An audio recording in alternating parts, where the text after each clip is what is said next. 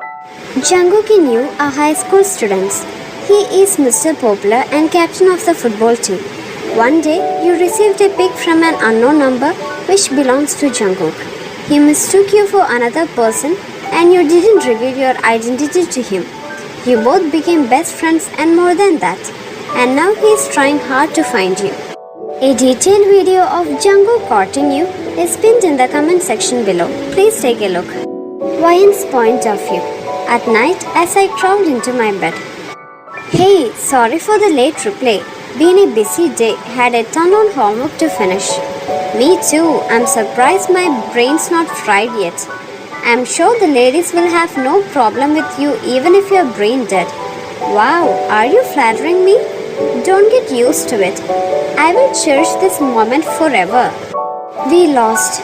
Oh, I knew. I was there.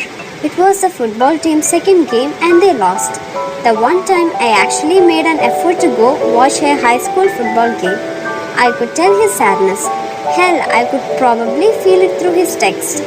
I'm sorry, that really sucks. Yeah, and this is my last year and no more games. What can I say to that? Anything I can do? I don't know, to make you feel a bit better, I guess. No, it's okay. Still, actually, there is something. What's that? Can you sing me an upbeat song? You want me to sing you a song? Yeah, your voice can cheer me right back up. I guess I can do that. Do you want to call or? He called. Hit me with your best shot, Wyan. Hold your horses. Let me get my guitar.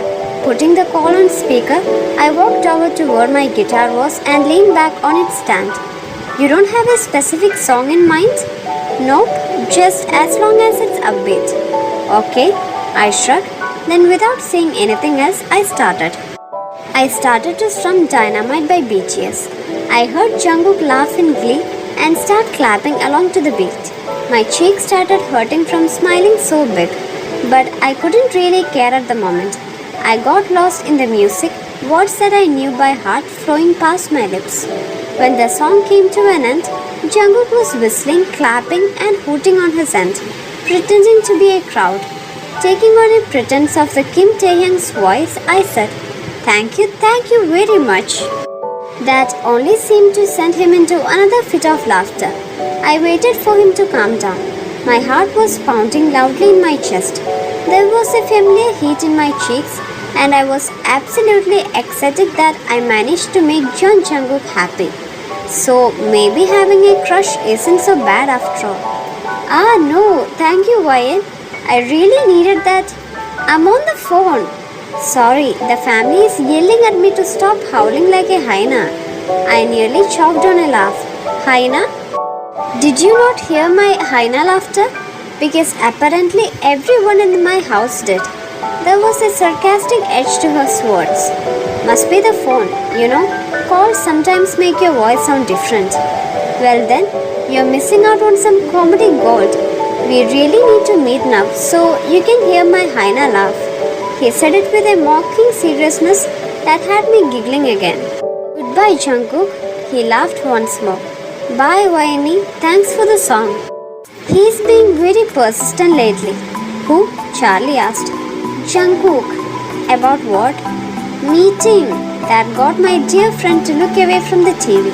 It was a Saturday night. We were having a sleepover at her place. Why? I honestly don't know. He's just been dropping nods or subtle hints a whole lot in the past couple of days.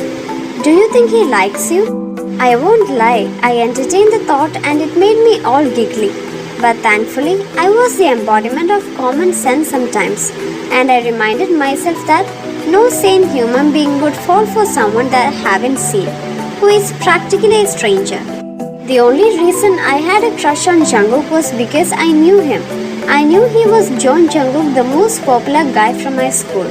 To him, I was just Wyan, the girl he accidentally sent his pic to and his friend. No, from what I can tell, he just wants to meet so he can put a face to my name and hang out in person. Apparently, I am a pretty cool person. What the hell are you doing? Setting yourself up to be in a friend zone? Are you like this or something? It's not like I could do anything about it. I call it like this. This is when you start flirting. You say that as if I have any experience in that area. Plus, out of all our texts, he's always been just being friendly. No flirting from his side. So why should I? Oh, I don't know. To let him know you like him? That's what normal people do. Except nothing is normal about us. I mean, who else do we know that accidentally send someone their pics, then befriend that person? Why don't you just tell him who you are then? Why should I do that? Because at this point, it's your only option, girl. She was right, of course. I can't keep dodging Jungkook for the rest of my high school days. Better let him know who I am. And if friendship is the only thing Jungkook offers me, then I'll take friendship no matter how much the thought makes my heart throb painfully. So I was thinking, so we should meet. For real? Yeah. You're not kidding me, right? No kidding happening. Dude, this is awesome. Where do you want me to meet? When? Calm down there, Gian. I'm getting there. I'm sorry. I'm just so excited. Wait, did you just call me John? I never gave you my last name. That's cause I know you. I go to the same school as you. What? Yeah, it's complicated and I'm sorry. You still there? Would you really like a response from you right now? Why didn't you tell me? Why keep it a secret? Because you're John Jungkook and I'm just me. I'm nobody. I'm not like you. Like me? What's that supposed to mean? It means you're popular and I'm not. And that's relevant because if you go to the same school as me, then you would know that I really don't care about that stuff. And to be honest, I hate the whole popular thing. I don't think it's right. I know, if I learned anything from getting to know you for the past couple of months, it's that. But you don't see things the way I do from my point of view. From where I stand, I can't reach you. He called. Then let me reach you. My stomach tightened and my heart skipped a beat. There was so much passion behind his words. I ended the call. The talent show at school this Friday. I'll be there. And he's here, Charlie pointed out. You can back out of this now, Ryan. I know. Thank you, Ragdan boys, for the entertainment number, the MC and school music teacher says. And our next contestant, Miss Kim Ryan. Charlie gave me an encouraging smile. Go get them. Thanks. I took a deep breath and faced the crowd. My eyes immediately went to where Jungkook was seated. He was watching me with wide eyes and a mouth that hung open in shock. He was obviously starting to piece everything together. Before my brain could agonize whether it was a good shock or a bad shock, I started strumming, feeling my nerves settle with each note. With the first words to Dynamite by BTS, I felt myself start to smile. I entered the song on a fancy beat. Cheers, claps, and whistles filled the auditorium. And I was suddenly surrounded by everyone who joined me on stage. We all shared fist bumps, high fives, and compliments as we started walking off the stage. I looked over my shoulder to where Jungkook sat and felt my heart drop. He's not there. I excused myself from all the bustling, using my guitar as an excuse as I walked off to where I had placed my guitar case. It was off in a dark corner so people won't trip over it. As I knelt down and placed my guitar back in its case, I felt the tears starting in my eyes. A warm hand took hold of mine, and the next thing I knew, I was led out onto the school's empty hallway. All the while, I stared dumbly at the broad back of Jeon Jungkook. When he stopped, he let go of my hand, spun around to face me. Opening his mouth to say something, closed it, then fell down into a couch. He brought his arm up to cover his head and groaned. I mentally applauded him for being able to do anything at all. I couldn't even speak. I can't believe I hit you with a football. I laughed. So, all this time, I nodded. And I hit you with a football? Again I nodded. Jungkook groaned and dropped his head down on the table, making me cringe at the loud thud. I won the talent show. After that, we all went to Sweet Ice, the ice cream shop Charlie and I work at, with Jungkook and his little group of close friends. Taehyung was among them and expressed his shock over my face reveal. So that was how Jungkook and I found ourselves in a corner booth, not quite away from our friends, but wanting privacy. I'm still in a bit of shock. Me too, to be honest. Why are you shocked? You knew me all along. Well, I didn't know how you would react, so with an overly dramatic look of offense that told me he was playing around, he said, "Don't you dare compare your shock to mine. How can you possibly know how I feel right now?" Nice, maybe you should join the drama club after all.